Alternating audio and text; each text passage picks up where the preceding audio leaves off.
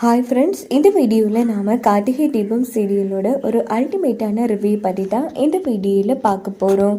அதுக்கு முன்னாடி நம்ம சேனலை சப்ஸ்கிரைப் பண்ணாதவங்க கீழே இருக்கிற சப்ஸ்கிரைப் பட்டனை கிளிக் பண்ணிவிட்டு பக்கத்தில் இருக்கிற பெல் பட்டனையும் கிளிக் பண்ணிடுங்க. நம்ம ரமேஷ் ரம்யாவுக்கு வேறு ஒரு கட்டில் வாங்கி கொடுக்கறதுக்காக ஃபர்னிச்சர் ஐட்டம் செய்கிறவங்கள கூட்டிகிட்டு வந்திருக்காங்க.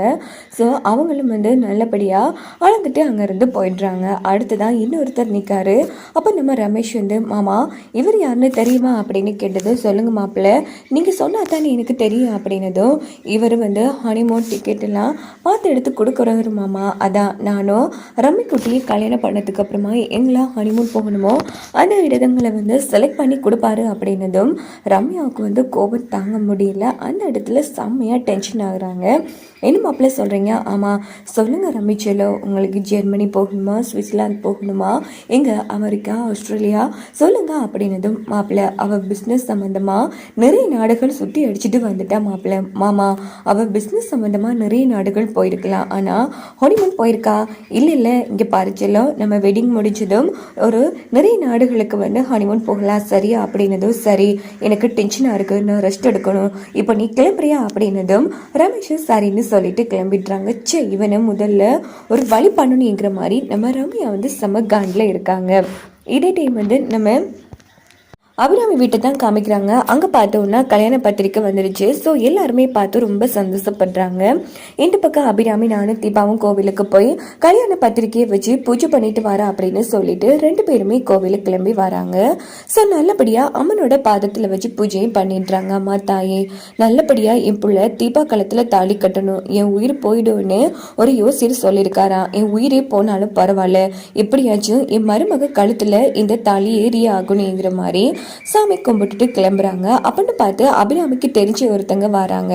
என்ன அபிராமி, அதுவா என் கடைசி பிள்ளைக்கு கல்யாணம், அதான் பத்திரிக்கையை கோவிலில் வச்சு பூஜை பண்ணிட்டு போகலான்னு வந்தா அப்படின்னதும் அந்த பொம்பளை அதிர்ச்சி ஆறாங்க. என்ன சொல்ற, உன் கடைசி பையனுக்கு தான் ஆல்ரெடி கல்யாணம் ஆயிடுச்சு, அதுவா அது ஒரு சின்ன பிரச்சனை அப்படின்னு நடந்த எல்லா பிரச்சனையும் சொல்லி முடிச்சதும் நம்ம அபிராமியோட ரிலேட்டிவ் பொம்பளை அதிர்ச்சி ஆகிறாங்க. என்ன அபிராமி இவ்வளோ நடந்திருக்கு, ஆனால் உண்மையிலேயே நீ கொடுத்து வச்சவதான், இப்படி ஒரு மருமக யாருக்கு கிடைக்கும், இந்த கல்யாணத்தை கண்டிப்பாக நான் மிஸ் பண்ண மாட்டேன், கண்டிப்பாக கல்யாணத்துக்கு வரேன் அப்படின்னு சொன்னதும் அபிராமியும் தீபாவும் சந்தோஷப்பட்டுட்டு நேராக கிளம்பிடுறாங்க.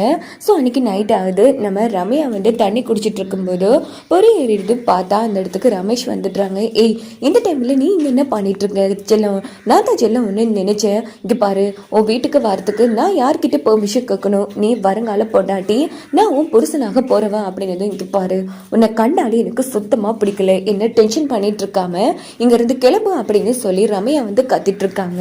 கிளம்புறதுக்கு அடாச்சல்ல இவ்வளவு தூரம் இருந்து வந்தா, அதுல நான் போக மாட்டேன் அப்படின்னு சொன்னதும் உன்னை இப்படிலாம் சொன்னா சரி வராது, இரு வார அப்படின்னுட்டு துப்பாக்கி எடுத்துட்டு ரமேஷோட நெஞ்சில வைக்கிறாங்க. ஐயோ செல்லம், அங்க மட்டும் ஷூட் பண்ணிடாத, ஏன் தெரியுமா, அங்கதான் என் இதயம் இருக்கு, அந்த இதயத்துக்குள்ளதான் நீ இருக்க, உன்னை நீ ஏன் அழிச்சிக்க போறியா அப்படின்னு ரமேஷ் கேட்டது. ஐயோ படுத்துறானே அப்படின்னுட்டு ரம்யா துப்பாக்கி இறக்கிடுறாங்க. டே, எங்கேயாவது போய் தொலையண்டா அப்படின்னு. நான் எங்கடா செல்லம் போவான் அப்படின்னு ரமேஷ் கேட்குறாங்க.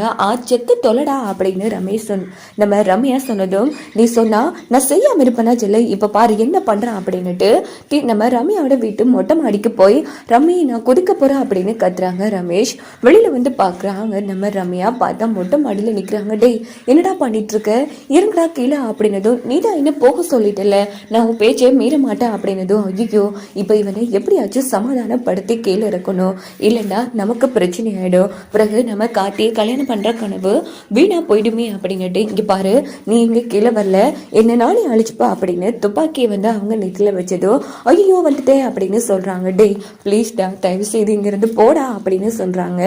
சரி ரமி, நீ சொல்லி கேட்காம இருப்பனா, நான் போறேன் டாட்டா அப்படின்னு சொன்னதும் ரம்யா செம காண்டாகிறாங்க. ஐயோ உன்னை ஒரு வழி பண்ணாம விட மாட்டேன்டா அப்படின்னு சொல்லி மறுநாள் காலையில பார்த்தோன்னா நம்ம அபிராமி விட்டு தான் காமிக்கிறாங்க. அங்க எல்லாருமே புடவை எடுத்துட்டு இருக்காங்க. அப்படின்னு பார்த்து ரம்யா வராங்க. அதான் பார்த்தேன், என்னடா இந்த தரித்திரம் பிடிச்சது இன்னும் வரலையா அப்படின்னு மைட்லி மீனாட்சி கிட்ட புலம்பிட்டு இருக்காங்க. ஸோ ரம்யாவை உட்காந்துட்டுறாங்க. அதை என்னோட கல்யாண புடவையை என் ஹஸ்பண்ட் செலக்ட் பண்ணணும்னு ஆசைப்படுறத, அதனால அவரை எனக்கு கலர் செலக்ட் பண்ணி எடுத்து தரட்டும் அப்படின்னதும், அது என்ன தீபா, உனக்கு பிடிச்ச புடவையை நீ தானே எடுக்கணும் அப்படின்னு ஐஸ்வர்யா சொல்றாங்க. எனக்கு என்ன கலர் பிடிக்கும், என்ன கலர் புடவை பிடிக்கும்னு என் ஹஸ்பண்டுக்கு தெரியும், அதனால அவர் செலக்ட் பண்ணி கொடுக்குற புடவையை தான் நான் கட்டணும்னு ஆசைப்படுறக்கா அப்படின்னதும், உடனே அந்த இடத்துக்கு நம்ம ரம்யா வந்து செம்ம டென்ஷன் ஆகுறாங்க. அப்போ நம்ம ரம்யா என்ன பண்றாங்கன்னா, ஆஹா இதுலேயே ஒரு கேம் நடத்தலாமா அப்படின்னு கேட்குறாங்க. எனது கேமா, இதுல என்ன கேம் வேண்டி இருக்கு அப்படின்னு சொல்லி நம்ம மைட்லி வந்து கேட்குறாங்க. ஆமா இங்க பாருங்க, இப்போ நீங்க 3 பேருமே வந்து உங்க ஹஸ்பண்ட் அவங்க கிட்ட கேட்டுதான் புடவை எடுக்கணும் அப்படின்னதும், என்னமா ரம்யா சொல்ற அப்படின்னு நம்ம அபிராமி கேட்குறாங்க. ஆமா ஆண்டி, இது ஒரு த்ரில்லிங்காக இருக்கும்ல, இங்கே பாருங்க நீங்கள் 3 பேரும் உங்களுக்கு பிடிச்ச புடவை கலரை சொல்லுங்க, ஸோ அதே புடவையை தான் உங்கள் ஹஸ்பண்ட் வந்து செலக்ட் பண்ணுறாரான்னு பார்ப்போம். அப்படி மட்டும் அவங்க சரியாக செலக்ட் பண்ணிட்டாங்கன்னா உங்கள் 3 பேருக்குமே வந்து ஒரு நல்ல அண்டர்ஸ்டாண்டிங் இருக்குன்னு அர்த்தம் அப்படின்னதும், சரி அப்படியே பண்ணிட்டா போச்சு, ஆனால் கண்டிப்பாக என் புருஷன் சரியாக தான் செலக்ட் பண்ணுவார் அப்படின்னு மீனாட்சி சொன்னதும், அதுக்கு என்ன மீனாட்சி ஃபர்ஸ்ட் வீடியோ கால் போடுங்க அப்படின்னு நம்ம ரம்யா வந்து சொல்றாங்க. ஸோ மீனாட்சி வந்து நம்ம அபிராமி வீட்டில் இருக்கிற எல்லாருக்கிட்டையும் எனக்கு கிரீன் கலர் புடவை தான் பிடிக்கும் அப்படின்னு சொன்னதும், உடனே வீடியோ கால் போட்டு இங்கே பாருங்க நாங்கள் கல்யாணத்துக்காக புடவை எடுத்துட்டு இருக்கோம், எனக்கு எந்த கலர் புடவை சரியா இருக்கும்னு நீங்களே செலக்ட் பண்ணி கொடுங்க அப்படின்னதும், ஆனந்த் வந்து எலவு வந்து செலக்ட் பண்ணிடுறாங்க. இதனால மீனாட்சிக்கு வந்து அந்த இடத்துல டென்ஷன் ஆயிடுது. அது கூடவா உங்களுக்கு தெரியாம இருக்கு, சே வைங்க போனா அப்படின்னு சத்தம் போட்டு வச்சிடுறாங்க. என்ன மீனாட்சி, பெருசா உங்க ஹஸ்பண்ட் வந்து சரியா செலக்ட் பண்ணுவாருன்னு சொன்னீங்க, இப்படி ஆயிடுச்சு, பட் என்னோட ஹஸ்பண்ட் சரியா செலக்ட் பண்ணுவாரு அப்படின்னுட்டு ஐஸ்வர்யா வந்து சொல்றாங்க. எனக்கு வந்து ஜல கலர் புடவை பிடிக்கும்னு, பட் நம்ம அருண் வந்து அங்க இருக்கிற புடவைகள் எல்லாம் அழகா இருக்கு, ஆனா உனக்கு எது எடுக்கிறன்னு தான் எனக்கு தெரியல அப்படின்னதும் ஐஸ்வர்யா வந்து டென்ஷன் ஆகுறாங்க. எல்லாருமே சிரிக்கிறாங்க.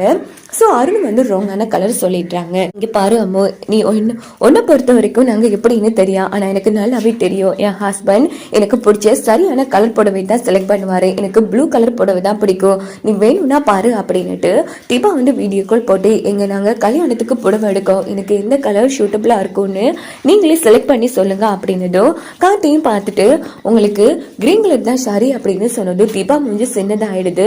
ஸோ நம்ம ரம்யா வந்து செம்ம ஹாப்பி ஆகிறாங்க. புடவை விஷயத்துல கூட உங்க 2 பேருக்கு இடையில புரிதல் இல்ல, இதுக்குள்ள கார்த்தியை கல்யாணம் பண்ணி நீ என்ன தேடி சாதிக்க போற, அப்பாடா இப்போ நான் சந்தோஷமா இருக்கு அப்படின்னு ரம்யா வந்து செம்ம ஹாப்பி ஆகுறாங்க. சரி அப்படின்னு கோபிச்சுட்டு நம்ம தீபா வந்து போனை வச்சிடுறாங்க. என்ன ஆச்சுமா தீபா, புடவை எடுக்க இல்லையா நீ? இல்ல அத்தை, நான் அப்புறமா பாத்துக்கிறேன் அத்தை, எனக்கு இதுல எந்த புடவையுமே பிடிக்கல அப்படின்னுட்டு தீபா வந்து ரொம்ப கோவமா மாடியில போய் இருக்காங்க.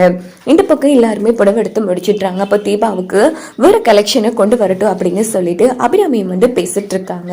கொஞ்ச நேரம் கழிச்சு கார்த்தி வீட்டுக்கு ஒரு பேக்கோட வராங்க. நேரா தீபா முன்னாடி வந்து இந்தாங்க அப்படின்னு சொன்னதும், எனக்கு ஒண்ணுமே வேணாம் அப்படின்னு தீபா வந்து மூஞ்ச தூக்கி வச்சுக்கிறாங்க. என்ன ஆச்சுங்க, ஃபர்ஸ்ட் இதை பிரிச்சு பாருங்க அப்படின்னதும் தீபா வந்து பிரிச்சு பாக்குறாங்க. பார்த்தா அதுக்குள்ள ஒரு ப்ளூ கலர் புடவை இருக்கு. எனக்கு இது எனக்கு பிடிச்ச கலர்லயே புடவை வாங்கி வந்திருக்கீங்க. ஆமா, என் வைஃபுக்கு அவ கல்யாணத்துக்கு நான் தானே வாங்கி கொடுக்கணும், எல்லாரும் முன்னாடி செலக்ட் பண்ணி கொடுக்கறது சரியில்லை, அதான் என் கையாலேயே வாங்கணும்னு என் வைஃபுக்கு பிடிச்ச கலர்லயே புடவைய வாங்கிட்டு வந்திருக்கா அப்படிங்கிறது தீபாவுக்கும் சந்தோஷம் தாங்க முடியல. அவ்வளோ சந்தோஷப்படுறாங்க. எங்க நீங்க என்ன புரிச்சுக்காம போயிட்டீங்களோன்னு நான் எவ்வளவு ஃபீல் பண்ண தெரியுமா, எனக்கு இப்போதாங்க மனசுக்கு நிறைவா இருக்கு அப்படின்னதும், அதாங்க சும்மா விளையாடி பார்த்தா அப்படின்றாங்க. இதுலயுமா விளையாடுவீங்க, நான் சவாலெல்லாம் விட்டு தெரியுமா, என் புருஷன் சரியான கலர்ல எனக்கு பிடிச்ச கலர்ல புடவை செலக்ட் பண்ணுவாருன்னு, நீங்க என்ன இப்படி பண்ணிட்டீங்க, இருங்க இப்போவே போய் இதை வீட்டுல இருக்கிற எல்லார்கிட்டயுமே சொல்ல போறேன் அப்படின்னுட்டு புடவை எடுத்துட்டு நம்ம தீபா கொடுக்குடுன்னு கீழே ஓடி வராங்க. ஏமா தீபா, நீ கல்யாணம் பொண்ணுமா பாத்துவா அப்படின்னு அபிராமி சொன்னதோ, அத்தை நீங்க எல்லாரும் சொன்னீங்கல்ல என் ஹஸ்பண்ட் என்ன நல்லா புரிஞ்சுக்கலன்னு, பாருங்க அவரே எனக்கு சர்ப்ரைஸ் கொடுக்கணுங்கிறதுக்காக கடைக்கடையா ஏறி இறங்கி எனக்காக பார்த்து எனக்கு பிடிச்ச ப்ளூ கலர் புடவையை எடுத்துட்டு வந்திருக்காரு அப்படின்னதும் எல்லாரும் ரொம்ப சந்தோஷப்படுறாங்க. ரம்யா வந்து செம அதிர்ச்சி ஆகுறாங்க. கார்த்தி தான் சரியான கலரை செலக்ட் பண்ணி கொடுக்கலையே, அப்பனா அவர் கையாலே எடுக்கணுங்கிறதுக்காக தான் போய் கலர் சொல்லிருக்காரு போல அப்படின்னு ரம்யா வந்து செம காண்டாகிறாங்க. பரவாயில்லையே தீபா, கார்த்தி உன்னை நல்லா புரிச்சு வச்சிருக்காரு. ஆமா தீபா, அதனாலதான் புடவை வேணான்னுட்டியா போனியா அப்படின்னு அபிராமி கேட்டதோ, ஆமா அத்தை இப்பதான் மனசுக்கு நிறைவா இருக்குங்கிற மாதிரி தீபா ரொம்ப ஹாப்பி ஆகிறாங்க. இதை பார்த்து